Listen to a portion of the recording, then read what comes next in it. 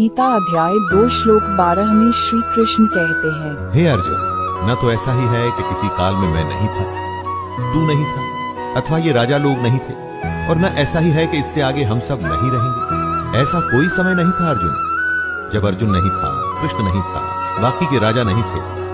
हम आते हैं और जाते हैं, फिर से आते हैं, समय का खेल चलता रहता है। अब ये बात दुनियादारी में फंसे लोगों के लिए समझना या समझाना बहुत मुश्किल है दोस्तों, और इसी में से कृष्ण हमें बाहर निकालना चाहते हैं। भगवद गीता अध्याय 2 श्लोक 13 में श्री कृष्ण कहते हैं कि बदलाव प्रकृति का नियम है। जैसे जीवात्मा की इस देह में बालकपन, जवानी और वृद्धावस्था होती है, वैसे ही अन्य शरीर की प्राप्ति होती है। इस विषय में धीर पुरुष मोहित नहीं होता। हमारी आत्मा तो वही रहती है, लेकिन शरीर बचपन से बुढ़ापे तक बदलता है। वैसे ही नए जन्म में नया शरीर मिलता है। जब बदलाव नियम है, ऐसे नियम के लिए फिर दुखी क्यों होना? जो नहीं बदलता उसे कहते हैं आत्मा।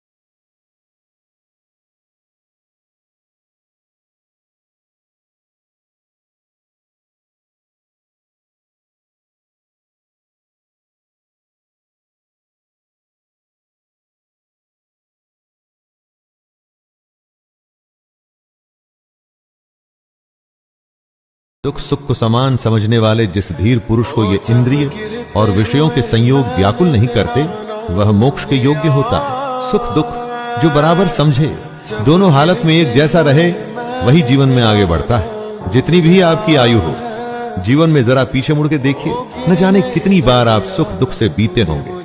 कभी बेतहाशा खुशी हुई होगी, किसी के जाने या बेहद बड़े नुकसान पे शायद आप फूट फूट के रोए भी होंगे, और आगे आने वाले जीवन में भी ऐसा होता ही रहेगा। ज्ञानी इस बात को जानते हैं कि ऐसे सुख दुख तो आते जाते रहते हैं। भगवद गीता अध्याय 2 श्लोक 16 में श्री कृष्ण कहते हैं, समझदार लोग इस बात को समझते हैं, जिसका आना जाना लगा रहे उसके लिए कोई क्या शोक करे। सुख गया तो दुख दरवाजे पर आने के लिए बिल्कुल तैयार खड़ा है। एक के लिए दुख करेंगे तो आने वाली अच्छी खबर के लिए जल्द ही खुश ही होना पड़ेगा। लेकिन अगर आप ज्ञान को समझें तो पाएंगे कि ये दोनों भाव सुख दुख झूठे हैं। इनका कोई मूल्य नहीं। मूल्य है तो सिर्फ आत्मा का, जो निरंतर है, और सिर्फ वही सच है। भगवद गीता अध्याय 2 श्लोक 17 में श्री कृष्ण कहते हैं, नाश रहित तो तू उसको जान, जिससे ये संपूर्ण जगत दृश्य वर्ग व्याप्त है। इस अविनाशी का विनाश करने में कोई भी समर्थ नहीं है। मतलब परमानेंट सिर्फ वही है जिसमें ये पूरा जगत, पूरी दुनिया समाई हुई है, जो सबसे बड़ा सच है। बाकी सब कुछ आता जाता रहता है। सिर्फ ये सच्चाई ही हमेशा के लिए है। हमारी आत्मा ही दुनिया की सबसे बड़ी सच्चाई है। यही आत्मा हमारे भीतर है, और जब ये आत्मा बाहर है तो पूरी दुनिया जो हमें दिखती है ना, वो भी इसी में समाई हुई है। भगवद गीता अध्याय 2 श्लोक 18 में श्री कृष्ण कहते हैं, सबसे बड़ी सच्चाई है हमारी आत्मा, जो मरती नहीं। बाकी सब कुछ हमारा शरीर या हमारे भाव हैं, जो मर जाते हैं। कृष्ण कहते हैं, हे भरतवंशी अर्जुन, तू युद्ध कर, क्योंकि ये आत्मा अमर है, इसका मरना संभव नहीं। इसीलिए इसे सबसे बड़ी सच्चाई कहा गया है। महापुरुष इसी ज्ञान, इसी आत्मा को समझने में अपना पूरा जीवन संन्यास में, समाधि में, ध्यान में बिता देते हैं। कृष्ण का कहना है कि शरीर नाशवान है और आत्मा अमर है, और वही सच्चाई है, तो शोक किस बात का करना। भगवद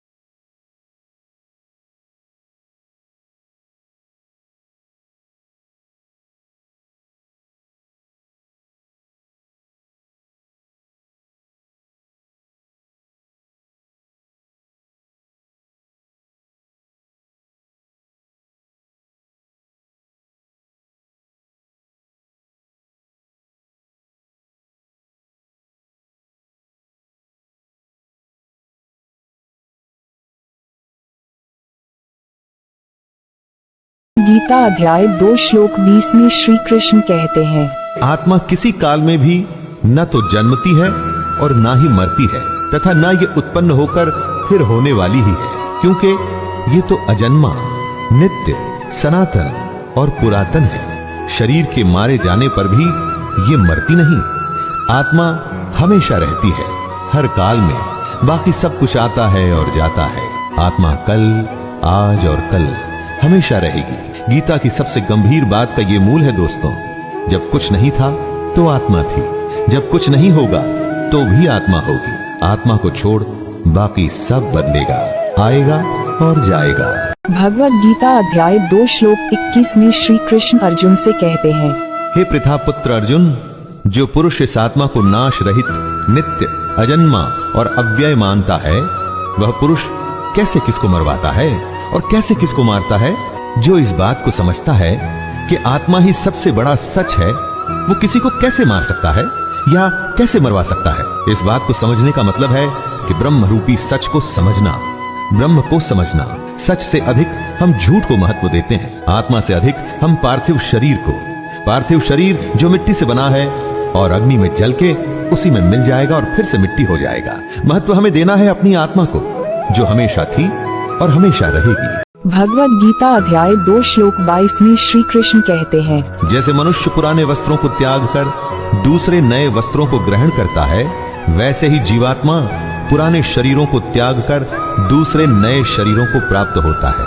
मतलब आत्मा को छोड़ बाकी सब कुछ बदलता है, एकदम वैसे ही जैसे हम कपड़े बदलते हैं। पुराने कपड़े के फट जाने पर उसे छोड़ दिया जाता है, वैसे ही अलग अलग कारण से जब मृत्यु होती है और शरीर रहने लायक नहीं रहता, तब आत्मा उसे छोड़कर दूसरे शरीर में चली जाती है। शरीर की आयु होती है, परंतु आत्मा की नहीं। जब देह की आयु पूरी हो जाती है तो उसकी सांसें रुक जाती हैं और आत्मा अपने एक घर को छोड़कर दूसरे घर में जाती है। भगवद गीता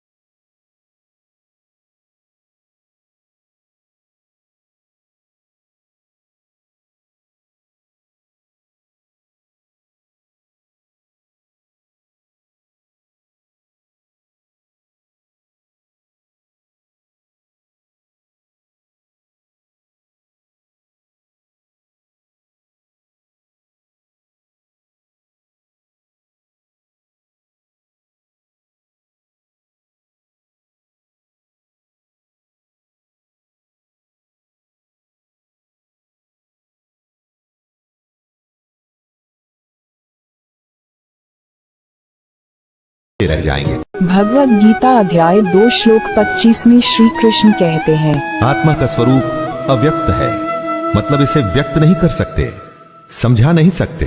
इसको अचिंत्य कहते हैं, इसको आप सोच भी नहीं सकते। ये आत्मा विकार रहित है, आत्मा में कोई कमी नहीं होती दोस्तों।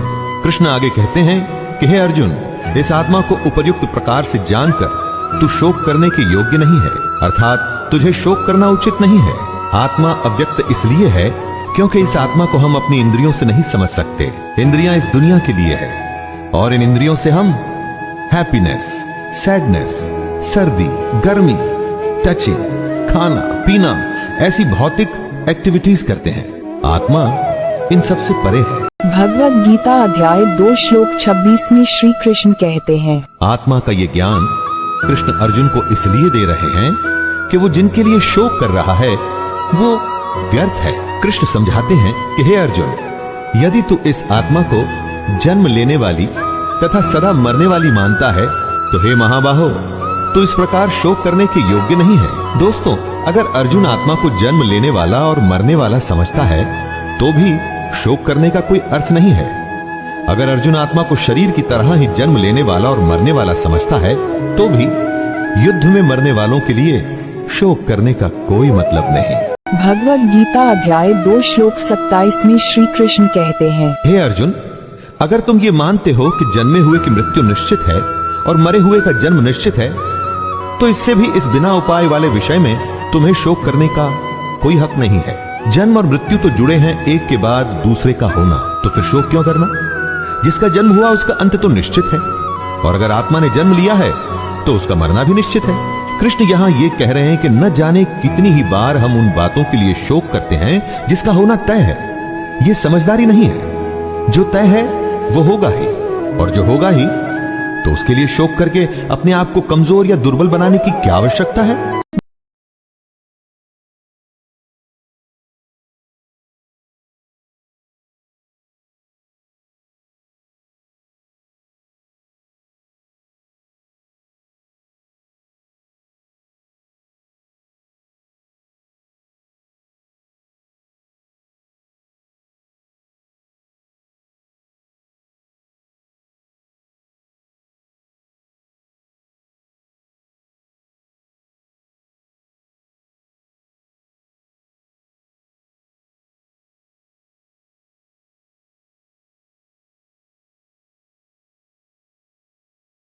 अध्याय 2 श्लोक 29 में श्री कृष्ण कहते हैं, कोई एक महापुरुष ही इस आत्मा को आश्चर्य की भांति देखता है, और वैसे ही दूसरा कोई महापुरुष भी इसके तत्व को आश्चर्य की भांति वर्णित करता है, तथा दूसरा कोई अधिकारी पुरुष इसे आश्चर्य की भांति सुनता है, और कोई कोई तो सुनकर भी इसको नहीं जानता। यानी कि आत्मा को समझना बेहद बेहद और बेहद मुश्किल है। कुछ आत्मा के बारे में सुन के हैरान होंगे कि ऐसा कैसे हो सकता है। कोई हैरान होकर आत्मा का वर्णन करेगा, और हम में से कोई ऐसे होंगे जो सुन के इस बात को समझ नहीं पाएंगे। बात को समझिए, कितनी ही बार लोग ज्ञान की बातें सुनते हैं और थोड़ी ही देर में वापस अपनी मोह माया की दुनिया में लग जाते हैं। दोस्तों, उसी मोह माया से तो निकलना है अगर आप आत्मा को समझना चाहते हैं।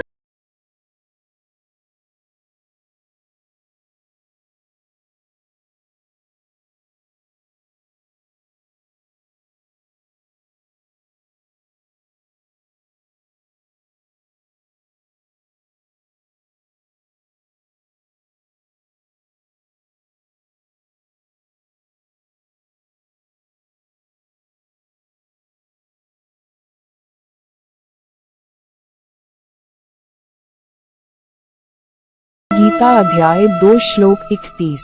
कृष्ण अर्जुन को याद दिलाते हैं कि अपने धर्म को देखकर भी तू भय करने योग्य नहीं है, अर्थात तुझे भय नहीं करना चाहिए, क्योंकि क्षत्रिय के लिए धर्म युक्त युद्ध से बढ़कर दूसरा कोई कल्याणकारी कर्तव्य नहीं है। दोस्तों, कृष्ण कहते हैं कि अगर हमने किसी काम को करने का निर्णय ले लिया है तो फिर उससे डरना नहीं चाहिए। पूरे तन मन से बस उस काम को, उस युद्ध को करने में लग जाना चाहिए। ज्ञान यह है कि निर्णय के बाद डरने का कोई मतलब नहीं, सिर्फ करने का मतलब है कर्म करने का। भगवद गीता अध्याय 2 श्लोक 32 में श्री कृष्ण कहते हैं, हे पार्थ, अपने आप प्राप्त हुए और खुले हुए स्वर्ग के द्वार रूप इस प्रकार के युद्ध को भाग्यवान क्षत्रिय लोग ही पाते हैं। युद्ध को, चैलेंज को खुले मन से स्वीकार करने में ही सबसे बड़ी खुशी है। दोस्तों, कृष्ण युद्ध को स्वर्ग का खुला हुआ द्वार बता रहे हैं। हमारे लिए भी ये बात इस तरह से सही है कि हमको भी अपने जीवन में अगर कोई चुनौती मिलती है तो उसे मोक्ष मानकर उस चैलेंज को पूरा कर जाने में लग जाना चाहिए। क्षत्रिय वो है जो युद्ध में अपना धर्म निभाए। अगर आपकी कामना, आपका प्रयास आपके लिए युद्ध है तो एक क्षत्रिय की तरह आपको भी अपने धर्म को पूरा करना चाहिए।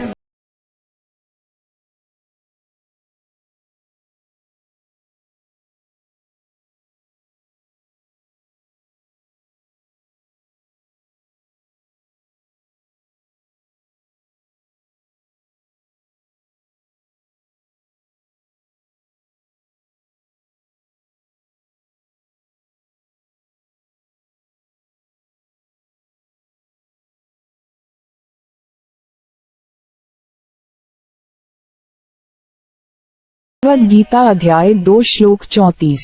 कृष्ण कहते हैं, हे अर्जुन, सब लोग तेरी बहुत काल तक रहने वाली अपकीर्ति का भी कथन करेंगे, और माननीय पुरुष के लिए अपकीर्ति मरण से भी बढ़कर है। मतलब युद्ध करने से अगर मना कर दिया तो उससे बड़ा अपमान, उससे बड़ी बेइज्जती कुछ नहीं हो सकती है। कुछ लोगों की भीड़ में अगर आप जाते हैं तो सब आपको सम्मान से देख आपकी प्रशंसा करते हैं, और दूसरी स्थिति में आप कहीं जाते हैं तो लोग अपमान से देखते हैं, अपनी नजरें फेर लेते हैं। आपको क्या स्वीकार है, यश या अपकीर्ति, अपमान या सम्मान? युद्ध को छोड़ देने का मतलब ही अपमान है। भगवद गीता अध्याय 2 श्लोक 35 में श्री कृष्ण कहते हैं, अर्जुन, जिनकी दृष्टि में तू पहले बहुत सम्मानित होकर अब लघुता को प्राप्त होगा, वे महारथी तुझे भय के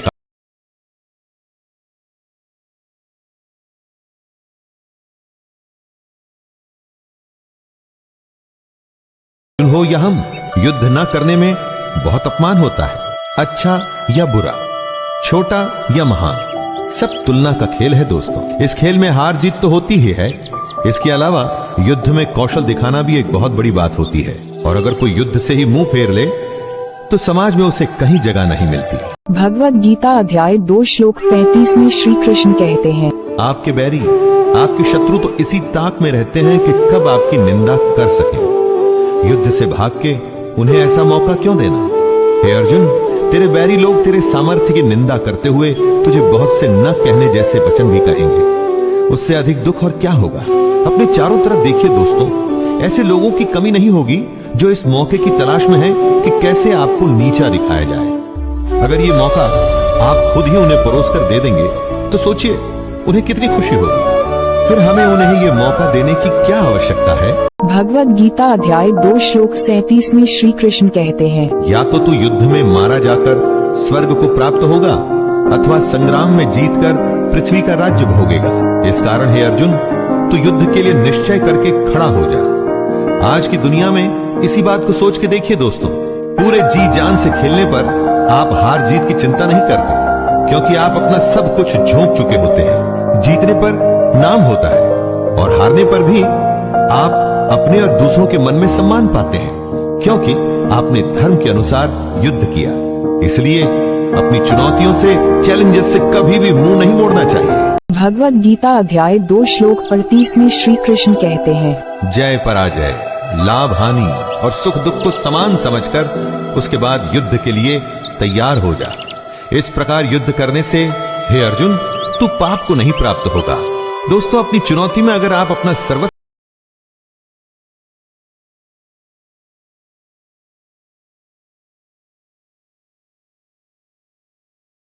था, वो आपने युद्ध में अपनी चैलेंजेस में लगा दिया।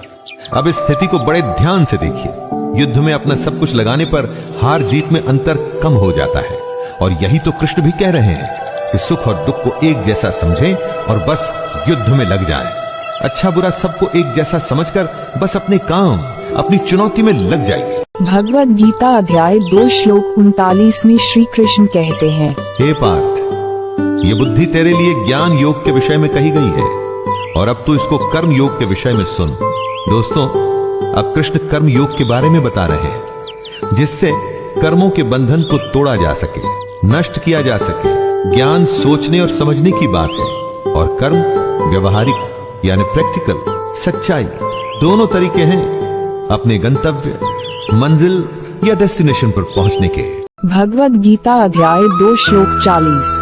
इस कर्म योग में आरंभ का अर्थात बीज का नाश नहीं है, और उल्टा फल रूपी दोष भी नहीं है, बल्कि इस कर्म योग रूपी धर्म का थोड़ा सा भी साधन जन्म मृत्यु रूपी महान भय से रक्षा करवा देता है। सबके लिए ज्ञान का, साधना का, साधुओं का मार्ग संभव नहीं है। हमारे जैसे अधिकतर लोगों को कर्म योग अपनाना चाहिए। अगर कर्म योग को समझ के उस पर हम सब चल सकें तो कभी निराशा नहीं होगी।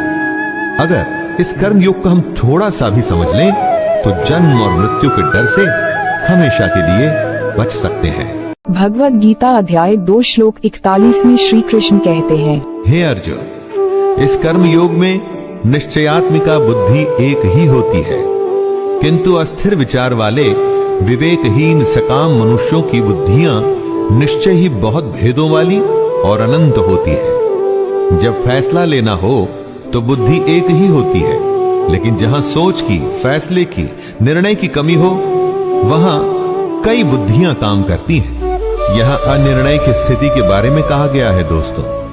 जब आप फैसला नहीं ले पाते हैं, कोई डिसीजन नहीं ले पाते हैं, तो न जाने कितनी ही दिशाओं में आपका ध्यान, आपकी बुद्धि जाती है। लेकिन अगर आप निर्णय करने की सोच लें, तो उसके बाद सिर्फ उस काम को करने का ही प्रण होता है। और अगर ऐसा नहीं है तो ऐसा होना चाहिए। भगवद गीता अध्याय 2 श्लोक 42 में श्री कृष्ण कहते हैं, हे अर्जुन, जो भोगों में तन्मय हो रहे हैं, जो कर्म फल के प्रशंसक वेद वाक्यों में ही प्रीति रखते हैं, जिनकी बुद्धि में स्वर्ग ही परम प्राप्य वस्तु है और जो स्वर्ग से बढ़कर दूसरी कोई वस्तु ही नहीं देखते, यानी ऐसे लोग जो कर्म के बदले में होने वाले सिर्फ फल लाभ की ही बात करते हैं। जब भी कोई काम उससे होने वाले फायदे से शुरू होता है तो वो काम नहीं, स्वार्थ हो जाता है, उसे कर्म नहीं कह सकते। जो लोग ऐसा करते हैं उन्हें कृष्ण कर्म फल का प्रशंसक बता रहे हैं। आप अकर्मी होने से बचिए। भगवद गीता अध्याय 2 श्लोक 43। ऐसे लोगों को कृष्ण ढोंगी बताते हैं। वो कहते हैं, हे अर्जुन, वो लोग जो कर्म की बात सिर्फ इसलिए करते हैं ताकि उन्हें बदले में भोग और ऐश्वर्य जैसे फल या लाभ मिल सके, अर्थात दिखाऊ शोभा युक्त वाणी को कहा करते हैं, ऐसे लोग ढोंगी होते हैं। काम से ज्यादा उसके होने वाले फायदे की बात करना ढोंग है। कई लोग आपको मिलेंगे जो जमीन पर इतना काम नहीं करेंगे जितना वो हवाई किले बनाएंगे। दोस्तों, ऐसे ढोंगी लोगों से बचना चाहिए। भगवद गीता अध्याय 2 श्लोक 44।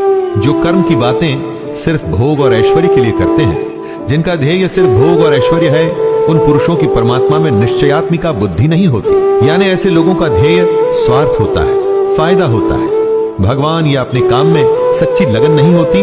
ऐसे लोगों की संगत से बचना चाहिए। इनकी पहचान होती है इनके नेगेटिव रवैये से। इनकी बातों से आप समझ जाएंगे कि काम में इनकी कोई रुचि नहीं, बस उस काम का फल भोगने में इनको बहुत रुचि है। भगवद गीता अध्याय 2 श्लोक 45। हे अर्जुन, वेदों के कर्म कांड हमारी प्रकृति के 3 गुणों से जुड़े हैं। इसलिए तू उन भोगों एवं उनके साधनों में आसक्तिहीन, हर्ष शोकादि द्वंद्वों से रहित, नित्य वस्तु परमात्मा में स्थित योग और क्षेम को न चाहने वाला और स्वाधीन अंतःकरण वाला हो। यहाँ पर कृष्ण अत्यंत कठिन लेकिन सबसे बड़ी बात कह रहे हैं। वो कहते हैं कि वेद भी सिर्फ 3 गुणों में ही सीमित हो जाते हैं, उससे आगे वो भी नहीं जानते। उससे आगे है कर्मयोग। उनका कहना है कि कर्म करो लेकिन उसमें आसक्ति नहीं, उससे जुड़े सुख दुख से लगाव न रखो। भगवद गीता अध्याय 2 श्लोक 46। बेहद बड़े जलाशय के प्राप्त हो जाने पर छोटे जलाशय में मनुष्य का जितना प्रयोजन रहता है, उसी तरह से अगर जिसने ब्रह्म तत्व को समझ लिया, तब उसके लिए वेदों की कोई आवश्यकता नहीं। पोथी पढ़ पढ़ जग मुआ, पंडित भया न कोय। पोथी या वेद से ही आपको सफलता मिले, ऐसा सोचना गलत है। कर्म योग तो उस बड़े तालाब की तरह है कि अगर ये मिल गया तो छोटे तालाब की आवश्यकता आपको क्यों रहेगी। कर्म का खेल इतना बड़ा है कि उसके आगे सारे ज्ञान छोटे पड़ जाते हैं। लेकिन कर्म को समझना पड़ेगा कि आखिर ये होता क्या है। भगवद गीता अध्याय 2 श्लोक 47। तेरा कर्म करने में ही अधिकार है, उसके फलों में कभी नहीं। इसलिए तू कर्मों के फल के लिए काम मत कर, और ऐसा भी ना हो कि तू कर्म ही ना करे। कर्म करना है लेकिन फल के लिए नहीं। गीता के सबसे लोकप्रिय श्लोक में इस श्लोक की गिनती होती है। कर्म करना है लेकिन फल के लिए नहीं, उसे अपना धर्म और अपना कर्तव्य समझकर। भगवद गीता अध्याय 2 श्लोक 48। कृष्ण योग को और समझा रहे हैं। हे धनंजय, तू आसक्ति को त्याग कर सिद्धि और असिद्धि में समान बुद्धि वाला होकर योग में स्थित हुए कर्तव्य कर्मों को कर। कर्म के फल की इच्छा न कर, और ऐसा नहीं करना कि कर्म करने में इच्छा न हो। यही निष्काम कर्म की कुंजी, उसकी चाबी, उसका सार है। कर्म के बाद क्या फल मिलेगा उसकी परवाह किए बिना बस पूरी लगन से अपने धर्म और कर्तव्य को पूरा कर। भगवद गीता अध्याय 2 श्लोक 49। कर्म के फल की इच्छा को छोड़ के जो निष्काम कर्म योगी होता है, वो पाप पुण्य से दूर हो जाता है। जो फल के लिए काम करते हैं उन्हें हमेशा असफल होने का डर रहता है, और इसीलिए कभी भी वो कर्म को अच्छे से नहीं कर पाते, और फिर अगर उनको फल मिल भी जाता है तो इसी फल में उलझ जाते हैं। इसलिए हमें बुद्धि योग की शरण में आना चाहिए। लगन सिर्फ काम में और भगवान में, तब बुद्धि निश्चय से काम कर पाती है। भगवद गीता अध्याय 2 श्लोक 50। बुद्धि योग की शरण में आने से बिना फल के काम करने वाला इसी दुनिया में पाप पुण्य से मुक्त हो जाता है। हे अर्जुन, तू समत्व रूप योग में लग जा। मतलब अच्छा हो बुरा हो, सुख हो या दुख हो, सभी में एक ही तरीके से समभाव से तू बस अपना कर्म, अपना कर्तव्य करता रहे। भगवद गीता अध्याय 2 श्लोक 51। आम इंसान कर्म करके उसके फल को प्राप्त कर खुश होता है और उसके बाद दूसरे फल के लालच में फिर से नए कर्म में लग जाता है। इसमें फल के बारे में सोचना ही प्रधान है और यही गलत बात है। अगर आप अपनी सारी शक्ति, क्षमता और इच्छा सिर्फ कर्म में लगाएं और फल को भूल जाएं, तो क्या होगा? आपका ध्यान कर्म में रहेगा, आप उस कर्म में बेहतर होंगे, आपकी तरक्की होगी। और रही बात फल की, तो सोच के देखिए, अगर आपने कर्म किया है तो आखिर फल जाएगा कहां? भगवद गीता अध्याय 2 श्लोक 52। कर्म के फल का मोह हो या रिश्तों का मोह, धन या ऐश्वर्य का मोह, यही मोह हमें फंसाता है। जब बुद्धि मोह के दलदल से निकल जाती है, तब परमात्मा के पास आने की राह निकल आती है। रिश्ते, धन, ऐश्वर्य बुरे नहीं, उनसे मोह बुरा है, क्योंकि जब आपका लगाव इन वस्तुओं से हो जाता है तो सोचने की शक्ति कम हो जाती है, बुद्धि ठीक से काम नहीं करती, फैसले गलत हो जाते हैं। इसलिए इस मोह को बुरा बताया गया है। धृतराष्ट्र के पुत्र मोह से ही पूरा महाभारत हुआ। युधिष्ठिर के द्यूत या जुए के मोह में उनका पूरा राज्य चला गया था। भगवद गीता अध्याय 2 श्लोक 53। जितने लोग होते हैं उतने किस्म की बातें होती हैं, और जितनी बातें होती हैं उतने तरीके से बुद्धि सोचती है। जब दिमाग, बुद्धि स्थिर होकर एक जगह या परमात्मा में लग जाती है तो उसे ही योग कहते हैं। बुद्धि का स्थिर हो जाना ही एकाग्रता यानी कंसंट्रेशन कहलाता है। दोस्तों, स्थिर होकर एकाग्रता से कुछ करने को समाधि की स्थिति भी कहते हैं। और अगर आपने कंसंट्रेशन से काम किया हुआ हो तो मैं दावे के साथ कहता हूं कि वो काम कभी भी व्यर्थ नहीं होगा। भगवद गीता अध्याय 2 श्लोक 54 और 55। अर्जुन पूछते हैं, समाधि में स्थित परमात्मा को प्राप्त हुए स्थिर बुद्धि पुरुष का क्या लक्षण है? वह स्थिर बुद्धि पुरुष कैसे बोलता है, कैसे बैठता है और कैसे चलता है? श्री भगवान उत्तर देते हैं, हे अर्जुन, जिस काल में ये पुरुष मन में स्थित संपूर्ण कामनाओं को भली भांति त्याग देता है और आत्मा से आत्मा में ही संतुष्ट रहता है, उस काल में वह स्थित प्रज्ञ कहा जाता है। भगवान कृष्ण ने बताया था कि आत्मा ही सबसे बड़ी सच्चाई है। मोह, इच्छा या कामना छोड़ना ही आत्मा के पास आना है। जिसको संतुष्टि, शांति के लिए किसी दूसरे पर निर्भर नहीं रहना पड़ता, वो ही अपनी कामना को त्याग सकता है। दोस्तों सोचिए, क्या आपको अपनी खुशी, अपनी शांति के लिए किसी और की आवश्यकता पड़ सकती है? भगवद गीता अध्याय 2 श्लोक 56। भगवद गीता अध्याय 2 श्लोक 57। जिस झूम रहे होंगे। भगवद गीता अध्याय 2 श्लोक 58। कछुआ जिस तरह से सब ओर से अपने अंगों को समेट लेता है, वैसे ही जब पुरुष इंद्रियों के विषयों से इंद्रियों को सब प्रकार से हटा लेता है, तब उसकी बुद्धि स्थिर होती है। यानी दुनिया में रहकर भी दुनियादारी से बचना ही बुद्धि को स्थिर करना है। अगर किसी के सामने आप बहुत ही स्वादिष्ट खाना रखें तो क्या वो खुद को रोक पाएगा? किसी के सामने आप महंगे आभूषण या डिजिटल गैजेट्स रखें तो क्या वो स्वयं पर कंट्रोल कर सकेगा? ना, ये संभव नहीं है दोस्तों। इसको जो संभव कर दे उसी की बुद्धि स्थिर होती है। आप स्वयं पर आजमा के देखिए, अगर दुनिया की वस्तुएं आपको लुभा नहीं पाती तो आप अपनी बुद्धि को नियंत्रण में ले आएंगे। भगवद गीता अध्याय 2 श्लोक 59। संभव है कि हम दुनिया के विषयों में रुचि न लें, इससे हम दुनिया से दूर तो हो जाएंगे, लेकिन दुनिया के प्रति उनकी आसक्ति नहीं जाती। कहने का मतलब है कि मन की इच्छा को खत्म करना है, आसक्ति खत्म करनी है। अगर ऐसा करना है तो ही बुद्धि स्थिर होगी। कृष्ण कह रहे हैं कि मान लीजिए आप दुनिया की वस्तुओं को ना भी बोल देते हैं, तो क्या आपका मन उन्हीं में लगा हुआ है? आसक्ति, इच्छा खत्म करनी है, तभी तो मोह खत्म होगा। मन के लगाव को ही मोह कहते हैं। भगवद गीता अध्याय 2 श्लोक 60 में श्री कृष्ण कहते हैं, हे अर्जुन, आसक्ति का नाश न होने के कारण ये प्रमथन स्वभाव वाली इंद्रियां प्रयास करते हुए बुद्धिमान पुरुष के मन को भी बलपूर्वक हर लेती हैं। कृष्ण समझा रहे हैं कि जहां आप अपनी इच्छा या अपनी आसक्ति खत्म नहीं करते, वहां इंद्रियां आपको अपने वश में कर लेती हैं। सोचिए, कितनी ही बार ऐसा होता है कि सुख दुख आपके वश में नहीं, आप सुख दुख के वश में हो जाते हैं। कभी हंसी नहीं रुकती तो कभी रोना नहीं, कभी भूख नहीं रुकती तो कभी नींद, और कभी काम वासना भी नहीं रुकती। भगवद गीता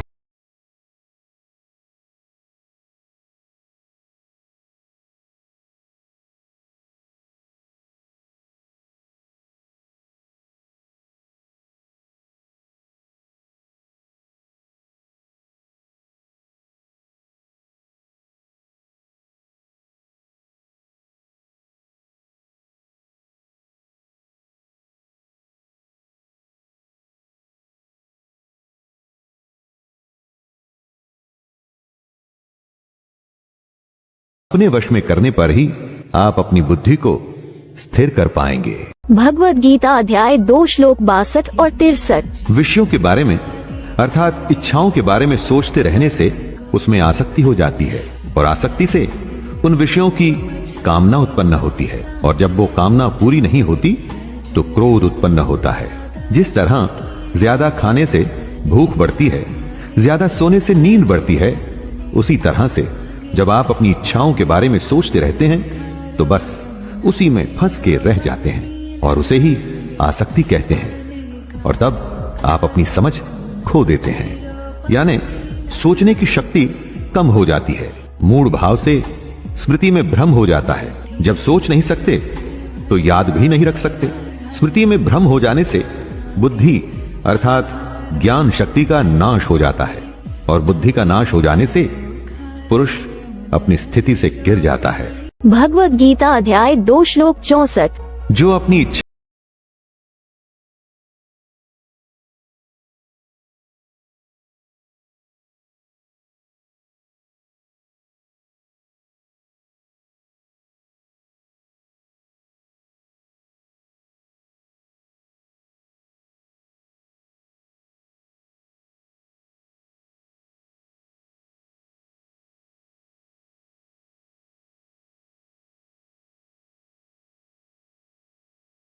है,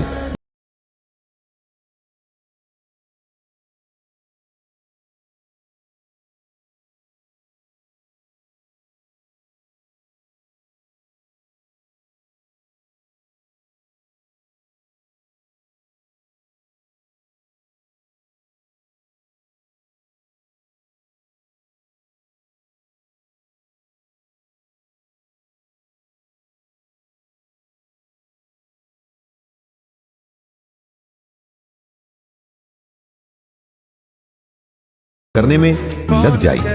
हल्का मत सोचिए कि लक्ष्य पूरा होगा कि नहीं, बस उसे करते रहिए और फिर देखिए कैसी मानसिक शांति और सुकून मिलता है आपको। भगवद गीता अध्याय 2 श्लोक 66। जो पुरुष अपने मन या अपनी इंद्रियों को नहीं जीत पाते, उनमें निश्चयात्मिका बुद्धि नहीं होती, यानी कि वो स्पष्ट और सटीक निर्णय नहीं ले पाते। ऐसे मनुष्य के अंतःकरण में भावना भी नहीं होती। भावनाहीन मनुष्य को शांति नहीं मिलती, और शांति रहित मनुष्य को सुख कैसे मिल सकता है। बीमार आदमी क्या अच्छा खाना और क्या बुरा खाना, उसे कुछ अच्छा नहीं लगता। जो अंदर होता है वो बाहर आता ही है। जब आपके अंदर शांति नहीं होगी तो आप आनंद कभी भी प्राप्त नहीं कर पाएंगे।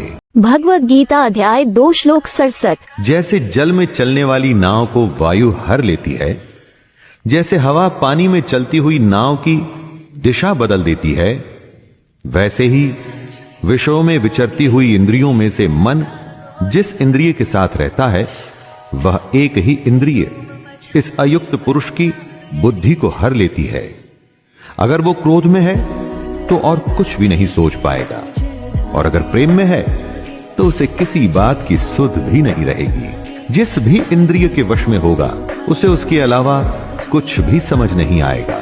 इन इंद्रियों के नियंत्रण से निकल के इनको आपके नियंत्रण में रखिए दोस्तों, फिर देखिए आपके लिए सब कुछ संभव हो जाएगा। भगवत गीता अध्याय 2 श्लोक 68। हे महाबाहो, जिस पुरुष की इंद्रियां इंद्रियों के विषयों में सब प्रकार निग्रह की हुई हैं, उसी की बुद्धि स्थिर है। यानी जिस पुरुष ने अपनी इंद्रियों और उनसे होने वाली इच्छाओं पर पूरी तरह से रोक लगा रखी है, उसी की बुद्धि स्थिर है। और बुद्धि हमारा ध्यान ऐसी ऐसी जगह पर ले जाती है जहां पर हम उलझ के अपना असली मकसद भूल जाते हैं। बुद्धि सहारा लेती है हमारी इंद्रियों का। इसलिए अगर बुद्धि पर विजय प्राप्त करनी है दोस्तों, तो इंद्रियों को वश में करना ही होगा। भगवत गीता अध्याय 2 श्लोक 69। संपूर्ण प्राणियों के लिए जो रात्रि के समान है, उस नित्य ज्ञान स्वरूप परमानंद की प्राप्ति में स्थित प्रज्ञ योगी जागता है। और जिस नाशवान सांसारिक सुख की प्राप्ति में सब प्राणी जागते हैं, परमात्मा के तत्व को जानने वाले मुनि के लिए वह रात्रि के समान है। दोस्तों, कृष्ण की ये बात गहरी है और समझनी पड़ेगी। जो सबके लिए रात है, उस रात में योगी परमात्मा के लिए, ज्ञान के लिए जागता है और साधना करता है। और जो सबके लिए सांसारिक सुख है, जिसके लिए संसार में हर कोई जागता है, वो सुख योगी के लिए रात के समान है। जब सब सोते हैं तो मेहनती बच्चा रात में जाग के पढ़ता है और परीक्षा में वो ही अव्वल आता है। भगवत गीता अध्याय 2 श्लोक 70।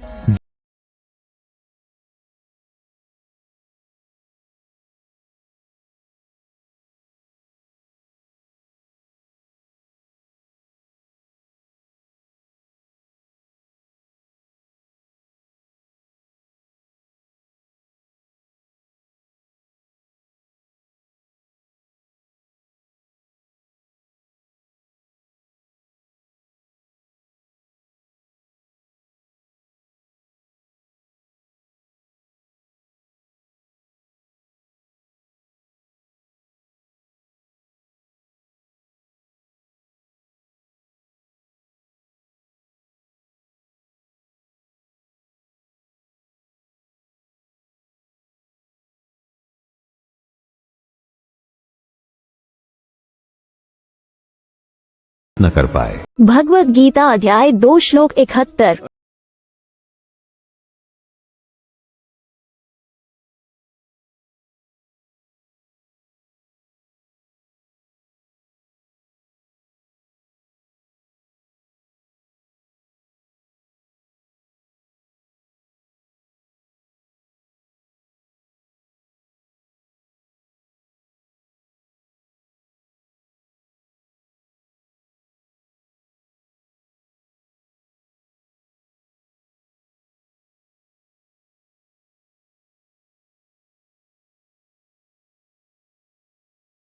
भगवत